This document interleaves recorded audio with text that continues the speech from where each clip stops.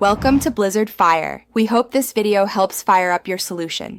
You start now with a fighting stance. Knees bent, hips back, eyes on the opponent's hips. Reach to secure wrist or collar to control motion. Once you have that grip, take one measured step inside. This stops retreat.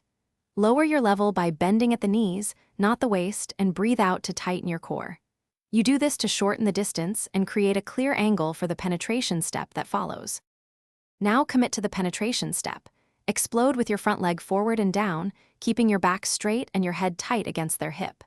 Sink your lead knee between their legs so you can cup behind the knee or thigh.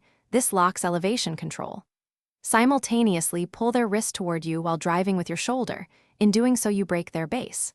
Once they are off balance, keep forward pressure and shift your weight to complete the next motion cleanly. Finish by extending your hips and rotating their leg toward the mat. Either lift and rotate or step through under their center. Keep chest-to-chest contact so they can't re-establish posture. Steer their far leg and control the head to lock the completion. Once they hit the mat, settle into a controlling position. If the attempt stalls, don't force it. Back out, reset your stance, resecure the wrist and collar, and re-penetrate at a...